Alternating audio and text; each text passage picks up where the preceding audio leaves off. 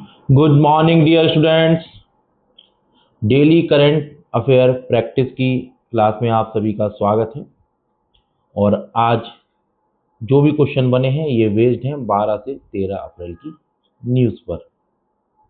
और सोर्स जो पुरानी क्लासेस देखते हुए आ रहे हैं स्टूडेंट, उन्हें पता है कि 7 से 8 सोर्स में यूज़ करता हूँ। सारे ऑथेंटिक सोर्स होते हैं और इनकी न्यूज़ के आधार पर जो भी क्वेश्चन बनता है प्रीवियस ईयर क्वेश्चन पेपर को रीड करके बनता है। कोई भी फालतू की चीज यहाँ ऐड नहीं होती है। अभ्यास ऐसा होता है जैसे आप एग्जाम हॉल में ही बैठे हों और जो क्वेश्चन यहाँ बनाए जा रहे हैं मल्टीपल चॉइस क्वेश्चन, यहाँ पर करंट प्लस एनसीईआरटी लिंक होता है। 21 क्वेश्चन होते हैं। अब एग्जामिनर जो है, जैसे मान के चलिए मेरे 8 सोर्सेस हैं, 1 2 3 4, मान के चलिए एग्जामिनर है 8। आपको ये मानना है। मैं थोड़ा सा डिटेल में इसलिए बता रहा हूँ, जो न्यू स्टूडेंट्स हैं वो समझें, जो पुराने हैं वो जानते हैं। और मेरे सोर्स भी कितने हैं? 8। ये फॉलो करते हैं द हिंदू को, ये फॉलो करते हैं पीआईबी को, ये फॉलो करते हैं इंडियन एक्सप्रेस को, ये फॉलो करते हैं ऑल इंडिया रेडियो को, ये फॉलो करते हैं टाइम्स ऑफ इंडिया को। तो इसी तरीके से अलग अलग सोर्सेस फॉलो किए जा रहे हैं। अब 21 मेरे क्वेश्चन हैं, तो 21 में 14 तो 15 क्वेश्चन वो होंगे जो कुछ अलग अलग दिखेंगे डे वाइज। बाकी जो क्वेश्चन होंगे ना, वो आप ये देखेंगे कि द हिंदू में आपने 6 दिन पहले वो क्वेश्चन किया हुआ था और आज वो पीआईबी में न्यूज़ है, तो आज वो क्वेश्चन यहाँ पर होगा 16 से जो स्टार्टिंग होंगे, या बीच बीच में भी डाल सकता हूँ। इससे क्या होगा, आप जैसे पीडीएफ डाउनलोड कर लेते हो या एक क्लास अच्छे से देख लेते हो, तो आपको मैंने क्या कहा था, रिवीजन नहीं करना है। आपको क्या करना है, सोते वक्त एक बार क्वेश्चन अच्छे से कर लेना है। साथ ही साथ पीडीएफ को डाउनलोड करके एक बार बस आप जैसे लेट रहे हो, देखा अच्छे से, व्याख्या है उसे अच्छे से पढ़ लिया और क्लास में चीज़ों को समझा कि गलतियां कहाँ होती हैं चीज़ें का। देखिए, अगर आप सिर्फ पीडीएफ डाउनलोड करके पढ़ेंगे तो सिर्फ आप 50% ही हासिल कर पाएंगे, 50% नहीं कर पाएंगे। आप समझिए मेरी बात। मैं इसलिए ये कह रहा हूँ क्योंकि सही तरीके से कहाँ कीवर्ड को पकड़ना है, किस तरीके से एग्जामिनर आपके साथ ट्रैप कर सकते हैं, ये यही समझाया जाएगा। और जब आप खुद पढ़ने बैठेंगे तो आप पढ़ रहे होंगे, पर यहाँ जब हम कहते नहीं है कि जब इंसान सुनता है तो उसे ज़्यादा समय तक याद रहता है। तो मैं क्लास में पढ़ता हूँ, चीज़ें करता हूँ, आपको ट्रैप बताता हूँ, तो ये आप जो विजुअल कर रहे हैं ना, ये बहुत लॉन्ग टर्म के लिए याद रहेगा। इसलिए मैं कहता हूँ क्लास जरूर देखिए, ठीक है। तो चलिए, इतना कुछ बता दिया है, क्लास में मैं बताता ही रहता हूँ। और अगर आप इस क्लास को बहुत अच्छे से करते हैं तो प्री का पेपर निकलना आपका 100% तय है। बस सी सेट पे कमांड बनाइए, मैथ रीजनिंग पढ़ते रहिए। तो पीसीएस वाले हों या यूपीएससी वाले हों, मैथ रीजनिंग पढ़ते रहिए। बाकी जीएस की कमांड यहाँ छोड़ दीजिए आप, ठीक है। चलिए, क्वेश्चन नंबर 1 आपकी स्क्रीन पर, बताइए इसका आंसर। सोर्स हमारा द हिंदू है, सब्जेक्ट हमारा पॉलिटी है। क्वेश्चन हमारा है, राज्य चुनाव आयुक्त स्टेट इलेक्शन कमिश्नर के संदर्भ में निम्नलिखित तथ्यों पर हमें विचार करना है। 243 के याद आ रहा है आप लोगों को? एनसीईआरटी पढ़ी है ना आप लोगों ने सही से कि नहीं पढ़ी है? अगर उसको ठीक से पढ़ा है, पर ये रहा है करंट में। अगर एनसीईआरटी ठीक से पढ़ी है तो सही कर लेंगे क्वेश्चन। करंट यही होता है कि चीजें, टॉपिक कितनी चल रही है, उसमें कुछ सुधार हुआ है या चीजें हुई हैं, कुछ चीजें ऐड हो रही हैं, उनको ऐड कर दिया जाता है। तो इनकी नियुक्ति राज्यपाल करते हैं, बात सत्य है। और उनकी जो सेवा शर्तों भी राज्यपाल द्वारा निर्धारित की जाती हैं, जो सेवा शर्तें हैं वो राज्यपाल द्वारा निर्धारित की जाती हैं, ये बात भी बिल्कुल सत्य है। अब देखिए, जो अदर एग्जाम है, मैं बताना चाहूंगा, जो अदर एग्जाम है उसमें डायरेक्ट ऐसे पूछा जा सकता है कि राज्य चुनाव आयुक्त की नियुक्ति निम्न में से कौन करता है? राष्ट्रपति, मुख्य चुनाव आयुक्त, राज्यपाल, मुख्यमंत्री। ये मैं मतलब पीसीएस से भी, जो जैसे कर्मचारी लिए जैसे यूपी ट्रिपल एससी वगैरह होते हैं, ऐसे यहाँ पर आप राजस्थान में जाएंगे तो आरपीएससी भी कई जैसे एसआई वगैरह हैं, तो इस तरीके से भी क्वेश्चन पूछे जा सकते हैं। उसके लिए बता रहा हूँ, चीज़ें ऐसे भी याद रखी जाती हैं। ठीक है, तो पहला कथन बिल्कुल सत्य है। स्टेट इलेक्शन कमीशन को केवल उसी रीति और आधारों पर हटाया जा सकता है जैसे, यहाँ पे देखिए शब्द, उच्च न्यायालय के न्यायाधीश को हटाया जाता है। अब मुझे आपका एक होमवर्क है, HW। आप मुझे कमेंट बॉक्स में ये बताइएगा कि हाई कोर्ट के न्यायालय के न्यायाधीश को कैसे हटाया जाता है। आप सर्च करिए, कुछ करिए, लॉन्ग टर्म तक के लिए याद रहेगा, इसलिए मैंने आपको ये होमवर्क दिया है। बताइएगा मुझे कमेंट बॉक्स में।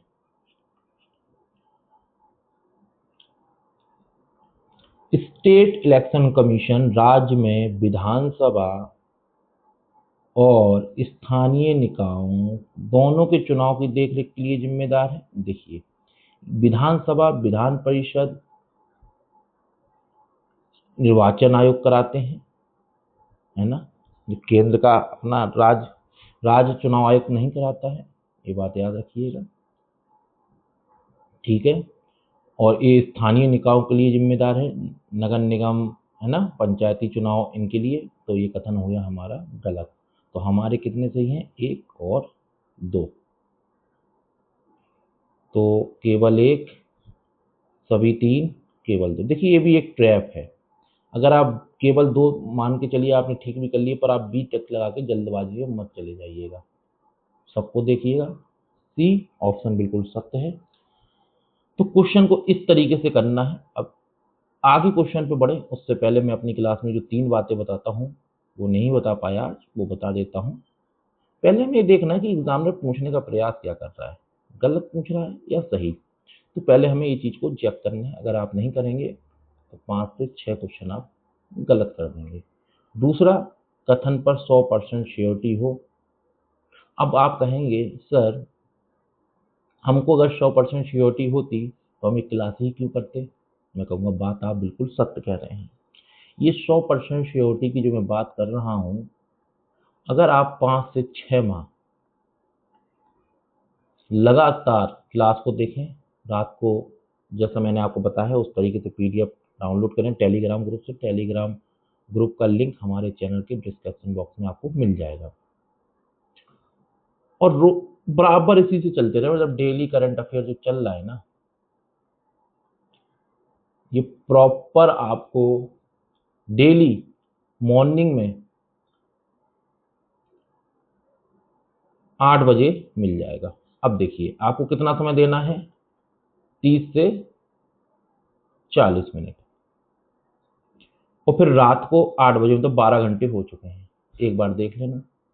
इसी तरीके से आप देखोगे 5-6 महीने बाद कि कितना आत्मविश्वास आपके अंदर आ चुका है इस चीज़ को लेके। और सबसे बड़ा मानक जिसे मैं कहता हूँ, शब्दों का हेर फेर, अगर शब्दों पे कमांड होगी तो प्री मेंस इंटरव्यू सब मक्खन की तरह आपका निकल जाएगा। तो धीरे धीरे यहाँ कमांड आपको होती जाएगी, है ना। पर इसी में कुछ शब्द होते हैं जैसे कि 90% केस में वो गलत ही हो जाते हैं, जैसे केवल, सभी, पूर्णतः, पूरी तरह। जैसे यहाँ केवल था, पर आप कहेंगे सर आपने बोल दिया 90% गलत हो जाते हैं, पर हाँ 10% सत्य होते हैं। जहां ये सत्य होते हैं हमारी क्लास के माध्यम से बता दिया जाता है, तो उसको अच्छे से पढ़ लीजिए। चलिए, आप लोगों को ये व्याख्या प्लीज अच्छे से पढ़ना है। बताइएगा, भारत का निर्वाचन आयोग किस अनुच्छेद से किस अनुच्छेद के अंतर्गत आता है? ये भी आपका होमवर्क है, कमेंट बॉक्स में बताइएगा। तो आपके एक क्वेश्चन से 2 होमवर्क हो गए हैं। पहला तो मुझे ये बताना है कि उच्च न्यायालय के न्यायाधीशों को कैसे हटाया जाता है, पहला क्वेश्चन। दूसरा क्वेश्चन, भारत का निर्वाचन आयोग किस अनुच्छेद से किस अनुच्छेद तक आता है? ये 2 होमवर्क आपके, बताइएगा। देखिए, इकोनॉमिक का क्वेश्चन है, एसेट रिकंस्ट्रक्शन कंपनी, जैसे कि बैंक से ये व्यक्ति थे माल्या जी, ठीक है। इन्होंने क्या किया, बैंक गए, लोन लिया, ठीक है, और उसको चुकाया नहीं, तो अब वो क्या बन जाएगा?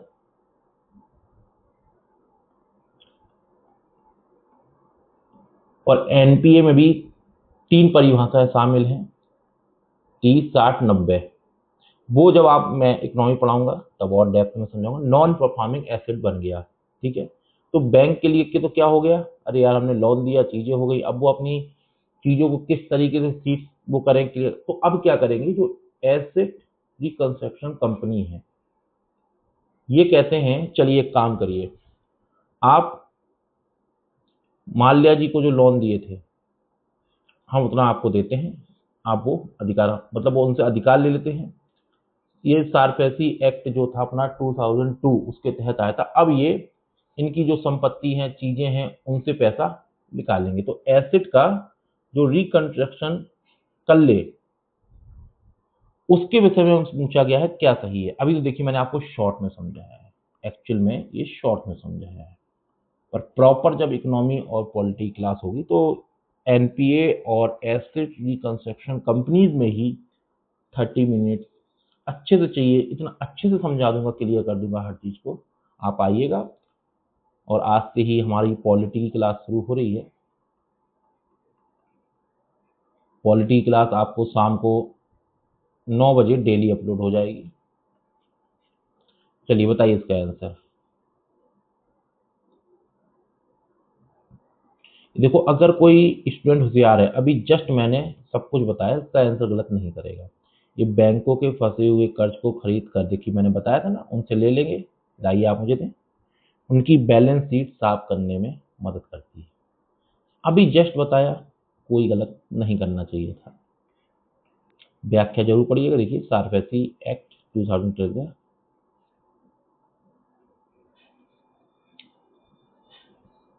बहुत 5 स्टार क्वेश्चन कहूंगा मैं से।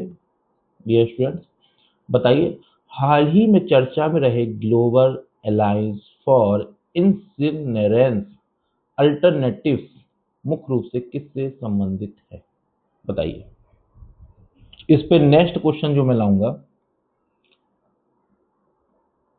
वो कथन बेस्ड लाऊंगा। जब भी ये न्यूज में आएगा तो कथन बेस्ड लाऊंगा, मतलब डेप्थ में नॉलेज आपको दूंगा इसमें, क्योंकि बहुत इंपॉर्टेंट चीज है ये। अभी डायरेक्ट बताइए, क्योंकि ऐसे ही भी पूछा जाएगा, क्योंकि प्रीवियस ईयर क्वेश्चन पेपर कहते हैं कि जो चीज थोड़ी सी डिफिकल्टी में आती है उसको डायरेक्ट भी एग्जामिनर पूछते हैं। बताइए इसका आंसर।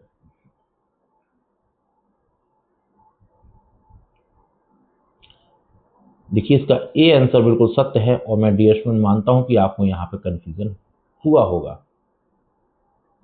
कि बढ़ावा देना, पर मैं आपको बता दूं, आपने इस चीज को क्या नोटिस किया, विकल्पों को बढ़ावा देना, मतलब कि ऐसे विकल्प रखना कि कचरा भी समाप्त हो, साथ ही साथ क्या ना हो, प्रदूषण भी ना हो। इन चीजों को ध्यान रखें, तो ऐसे विकल्पों को बढ़ावा देना। शून्य अपशिष्ट और कचरा जलाने के विकल्पों को बढ़ावा देना। ठीक है, समझ गए आप लोग? याद रखिएगा, व्याख्या अच्छे से पढ़िएगा। बताइए इसका आंसर। बहुत ही महत्वपूर्ण क्वेश्चन, 5 स्टार क्वेश्चन। और ये क्वेश्चन मैं पहले भी शायद 1 वीक या 6-5 दिन पहले करा चुका हूँ। तब ये न्यूज़ में था हमारे प्रेस इंफॉर्मेशन ब्यूरो में। आज है ये ऑल इंडिया रेडियो में। ऐसे ही क्वेश्चन की मैं बात करता हूँ कि रिवीजन हो जाता है। उत्तर से पूछा हुआ है दक्षिण के क्रम में। बताइए, नॉर्थ टू साउथ। इसको याद रखने की एक ट्रिक बताऊंगा, पहले आप आंसर दें। इसका सही आंसर बी है। और इसको ऐसे याद रखिएगा कि उत्तर से होमू और बाबा चले। कौन चले? होमू और बाबा। उत्तर से होमू और बाबा चले, बीच में उन्हें मलक्का और कुक मिल गए। उत्तर से होमू और बाबा चले, बीच में उन्हें मलक्का और कुक मिल गए। अब इससे क्या होगा? मान के चलिए एग्जामिनर ने आपसे साउथ टू नॉर्थ पूछ लिया, उल्टा पूछ लिया, तो आपको याद है कि उत्तर से होमू और बाबा चले, बीच में मलक्का और कुक मिल गए, तो आपको याद रहेगा कि कुक आएंगे पहले, फिर मलक्का आएंगे, फिर आपका बाबा आएंगे, और फिर आपका होमू आएंगे। लीजिए, याद याद करने की शॉर्ट ट्रिक। इस तरीके से स्टोरी बना लिया करिए। क्या बना स्टोरी? याद आ रही है आपको? उत्तर से होमू बाबा चले, बीच में मलक्का कुक मिल गए। कभी लाइफ में नहीं भूलेंगे, नॉर्थ टू साउथ या साउथ टू नॉर्थ। इसी तरीके से जो डिफिकल्ट चीज होती है उन्हें बहुत आसान बना लिया करिए। चलिए, nano plastic, times of India, 5 star question. बताइए,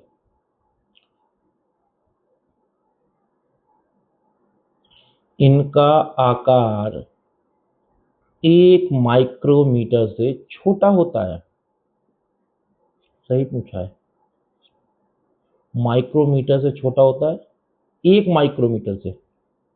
ये मानव शरीर में ब्लड ब्रेन बैरियर को पार करने की क्षमता रखते हैं।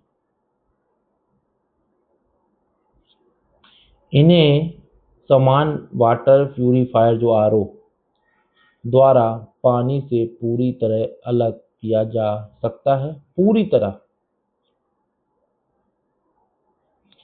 देखो, मैं आपको ये क्यों कह रहा हूं कि ये क्वेश्चन बहुत इंपॉर्टेंट है, क्योंकि आपको तो हाल ही में पता ही है कि किस तरीके से प्रदूषण बढ़ रहा है, और जो छोटे छोटे प्लास्टिक कण किस तरीके कैंसर का कारण बन रहे हैं। लोगों को जागरूकता नहीं है, चीज़ें नहीं है, उस वजह से कितनी जीव चीज़ें खत्म होती जा रही हैं। तो ये टॉपिक बहुत मेंस के लिए, पीटी के लिए बहुत इंपॉर्टेंट है, और इसका आंसर सी है। जब मैं मेंस के 6 से 7 हज़ार क्वेश्चन की आंसर राइटिंग कराऊंगा, वहां पर ये टॉपिक जरूर होगा, नैनो प्लास्टिक्स।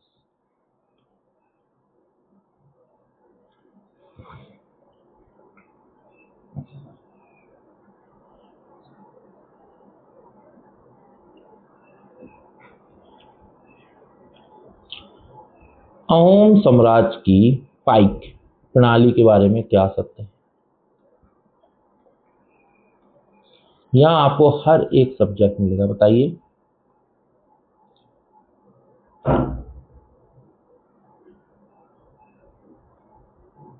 बहुत इंपॉर्टेंट क्वेश्चन है। आप लोग कहते हैं ना कि इतिहास में एग्जामिनर क्वेश्चन कहाँ से बना लेते हैं, समझ में ही नहीं आता है। बताइए, आप लोगों ने इतना अहोम साम्राज्य, और मैं इतने सारे क्वेश्चन पे करा चुका हूँ अहोम साम्राज्य पे। अभी जयंती थी बिरसा मुंडा जी की, याद आ रहा हो आपको, तब मैंने अहोम साम्राज्य के विषय में भी अच्छे से पढ़ाया हुआ था। बताइए इसका आंसर।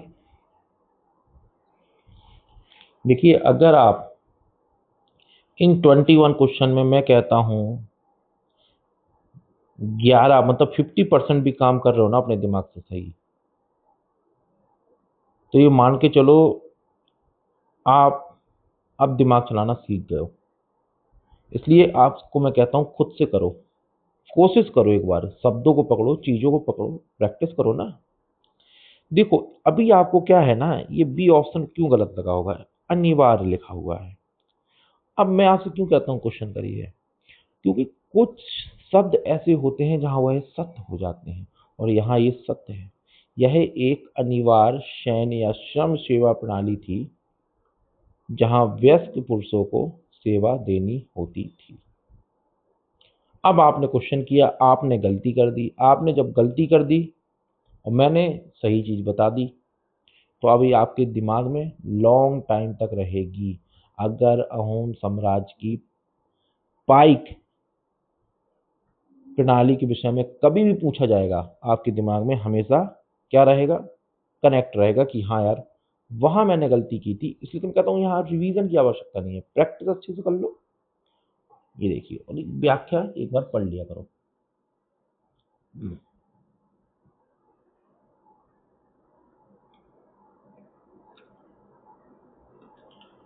लिक्विड नैनो यूरिया, इस पे मैंने कथन कराए हुए थे, याद आ रहा हो, जो पुराने स्टूडेंट हैं जो क्लास देखते हुए आ रहे हैं, और इसकी मैंने पूरी चीजें समझा दी थी, लिक्विड नैनो यूरिया। अब यहाँ पे उन्होंने असत्य पूछ लिया, और जिसने असत्य को नहीं देखा वही गलत कर देगा इस आंसर को। बताइए।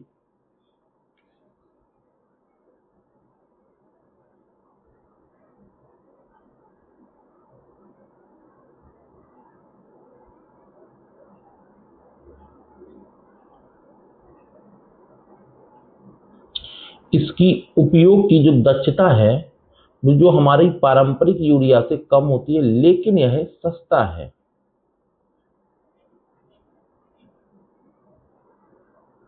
और आप कहेंगे सर ये क्यों लगाया, क्योंकि यहाँ पूछा क्या गया, बताइए।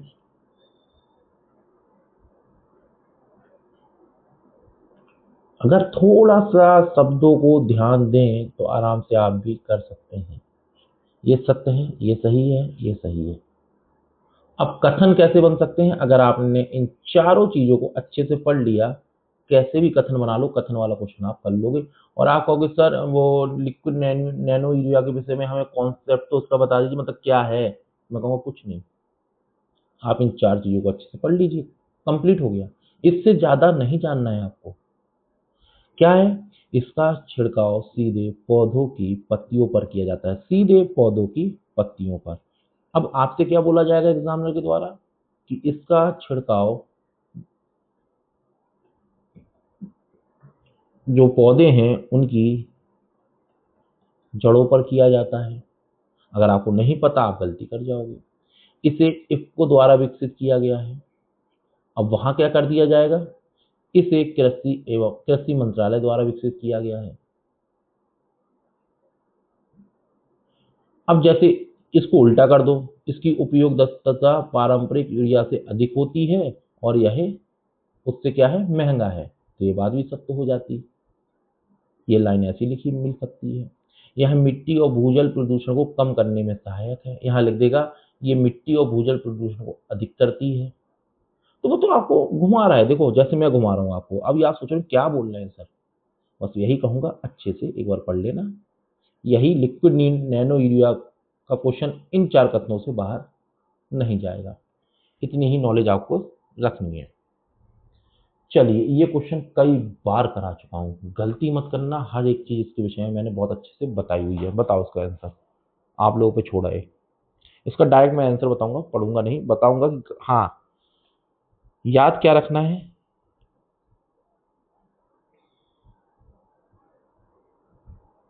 और मैं इसे 5 स्टार क्वेश्चन कहता हूँ। कई बार आ रहा है, पता नहीं इतना आ रहा है ना, इसमें मैं बहुत कुछ पढ़ा चुका हूँ एंजल टैक्स के विषय में। जब न्यू स्टार्टअप स्टार्ट किया जाता है तो उनको स्टार्ट करने के लिए पैसे की जरूरत होती है। उस समय अपने शेयरों को वो उसकी जो कीमत है उससे अधिक में बेचते हैं,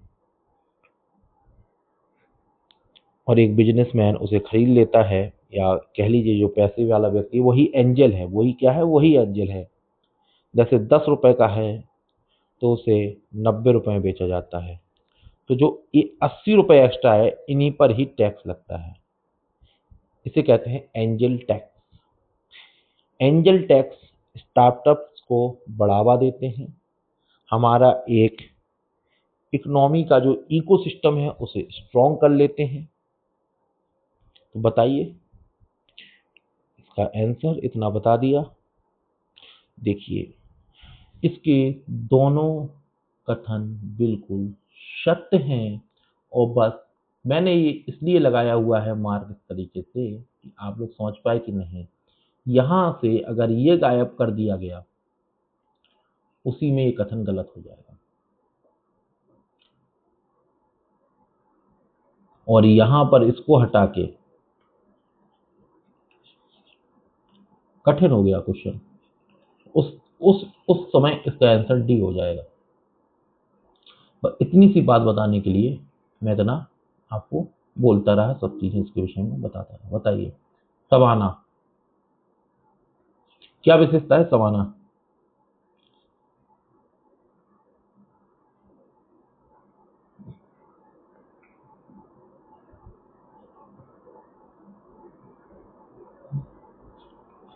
स्पष्ट, सुख और आर्द्र मौसम होता है। यहाँ स्पष्ट, देखिए ये चीज याद रखना है आपको।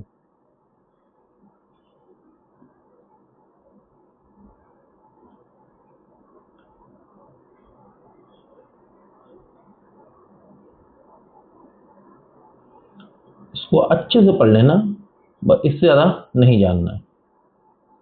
चलिए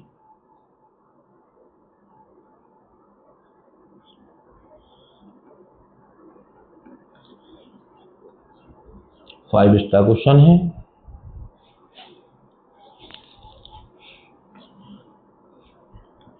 अब डायरेक्ट फैक्ट बेस्ड आपको क्वेश्चन मिलने वाले हैं, बहुत इंपॉर्टेंट, जैसे एग्जामिनर आपसे डायरेक्ट पूछते हैं। क्योंकि डायरेक्ट क्वेश्चन में मैं कहूँगा वो डिफिकल्टी ज़्यादा होती है। उसमें डिफिकल्टी क्यों ज़्यादा होती है? अगर पता है तो ही सत्य कर पाओगे, नहीं पता तो गलती कर जाओगे। कथन वाले में तो एक दो कथन ऐसे होते हैं कि हमें पता होता है, हम टैकल कर सकते हैं। बताइए जैसे लिथियम सल्फर बैटरियां हैं, इनके विषय में जब मैंने कथन वाले कराए होंगे वो आपको आसान लगेगा, पर इसमें डायरेक्ट पूछिएगा कि बताओ सटल इफेक्ट क्या है या उसका परिणाम क्या होता है। बताइए डायरेक्ट पता होगा तभी बता पाओगे, नहीं पता होगा गलत करोगे।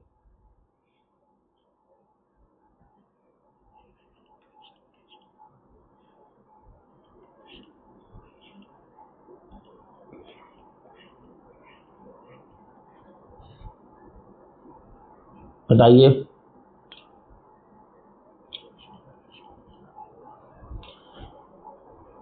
कुछ याद आ रहा है कि नहीं आ रहा है? मत्स्य 6000 पनडुब्बी, समुद्रयान मिशन, कुछ याद आ रहा है?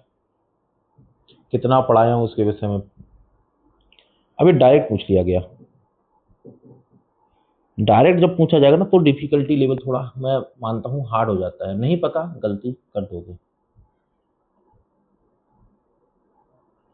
अब जैसे ये देखिए, अविश्वास प्रस्ताव के विषय में अगर मैं 3 कथन बनाता तो मैं ये जानता हूँ कि जो मेरे डियर स्टूडेंट्स हैं उन्हें कम से कम नहीं तो 1 से 2 कथन में ईमानदारी से रिप्लाई करते, कमांड होती, वो आंसर सही ले जाते।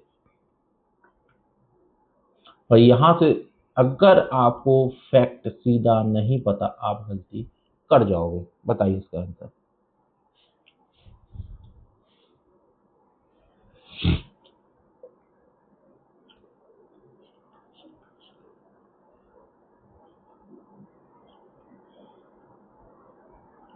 नहीं पता गलती कर जाएंगे आप।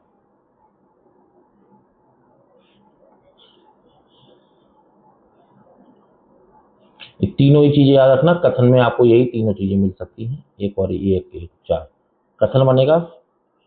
तो संविधान में इसका स्पष्ट उल्लेख किया गया है, गलत बात है। इसका अनुच्छेद 75 में उल्लेख किया गया है, बात गलत है। यह प्रस्ताव राज्यसभा लोकसभा दोनों में लाया जा सकता है, बात गलत है। तीनों ही कथन गलत है। लीजिए कथन बेस्ड क्वेश्चन बन गया। बताइए इसका आंसर। सेंकांकू द्वीप विवाद मैपिंग बेस्ड क्वेश्चन है, 5 स्टार क्वेश्चन है, बताइए इसका आंसर।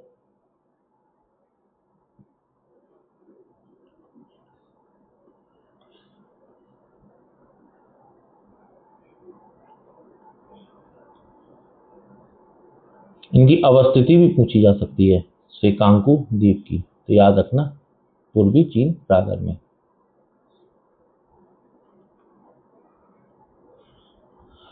देखिए हिस्ट्री के 2 क्वेश्चन हो गए। वैसे मैं देखता हूँ हिस्ट्री के 2 से 3 क्वेश्चन हर दिन आते हैं। अगर इस तरीके से आप 300 तो मतलब 900 टॉपिक हिस्ट्री के क्वेश्चन 15 पूछे जाने। आप खुद सोच लो ना कि हिस्ट्री अगर आप बुक से भी नहीं करोगे, अगर मेरी क्लास में भी रहोगे, तो प्री में आप 14-15 में से 13 क्वेश्चन तो हिस्ट्री के ही ले जाओगे सही करके।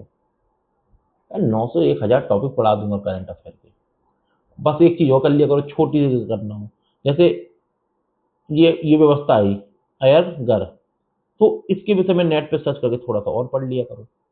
रील्स रील्स देखते हो ना, रील देखते हो ना, उसी जगह ये पढ़ लिया करो थोड़ा सा, और क्लियरिटी होती जाएगी।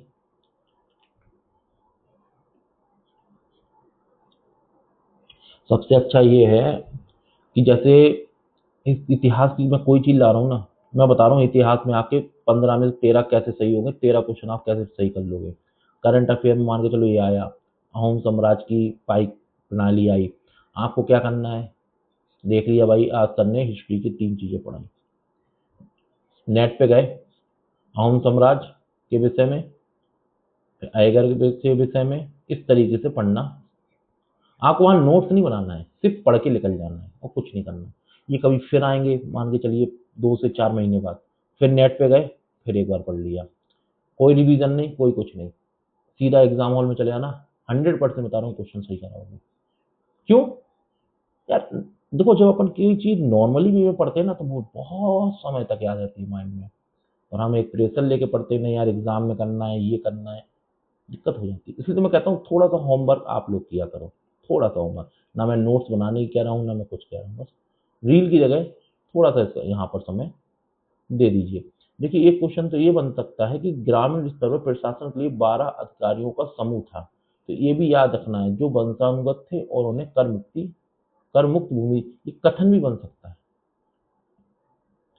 ये कथन आधारित बन सकता है। अगर आपको ये लाइन और ऊपर वाली लाइन जो मैंने आंसर इसका बताया था, इसका आंसर बताया था कि नहीं बताया मैंने, चलो बता देता हूँ। ग्रामीण प्रशासन की स्वतंत्र इकाई से, तो आप एक बार इसको अच्छे से याद रखेंगे। अब कथन बनाओ, कुछ भी बनाओ, विजयनगर आयकर व्यवस्था के निम्नलिखित कथनों पर विचार करें, इसका संबंध अहोम साम्राज्य से है। गलत। अगर आपको पता है, देखो विजयनगर साम्राज्य से है।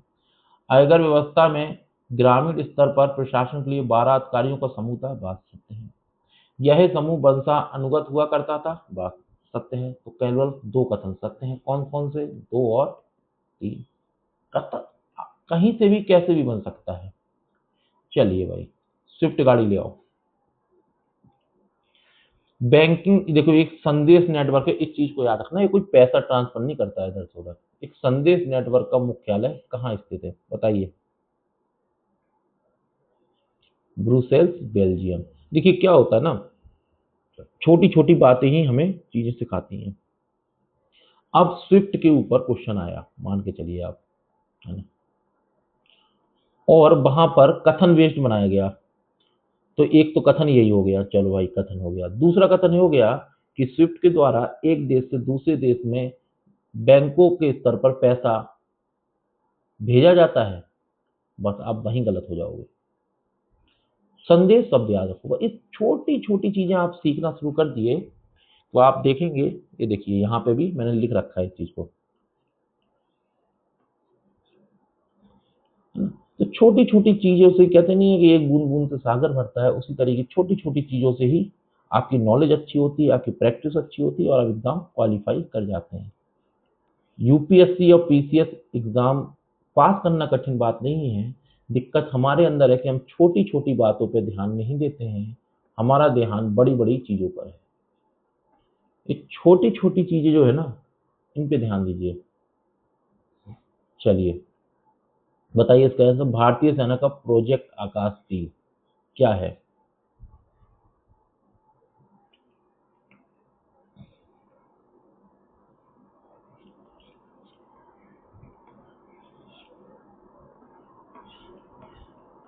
क्वेश्चन नंबर 18,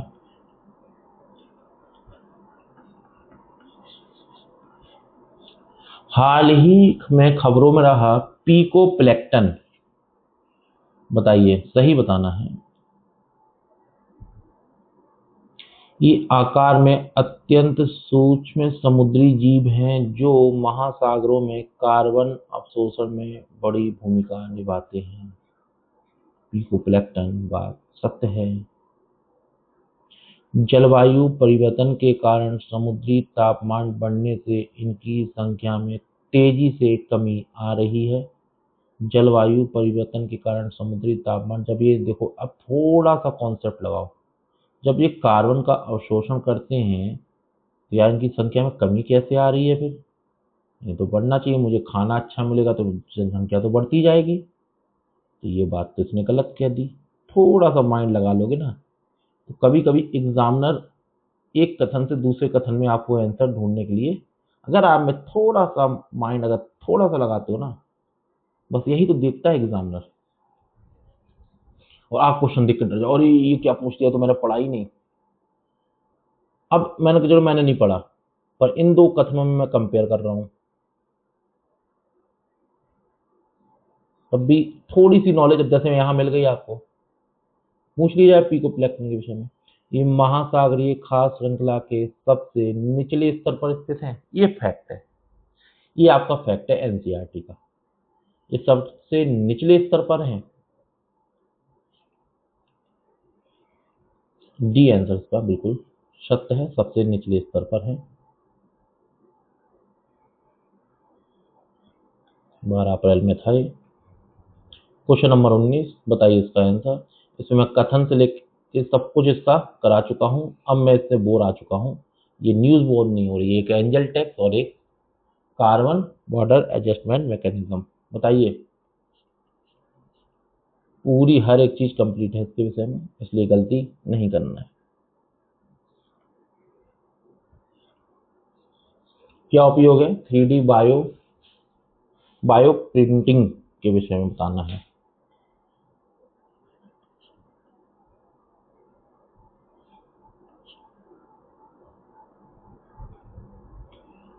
क्वेश्चन नंबर 21, लीजिए, आपको तो आंसर भी दिख गया। ड्रैक पैसेज किन दो महासागरों को जोड़ता है? बताइए, मैप आधारित क्वेश्चन है।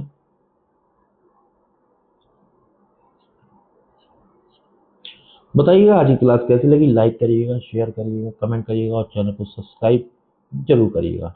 धन्यवाद।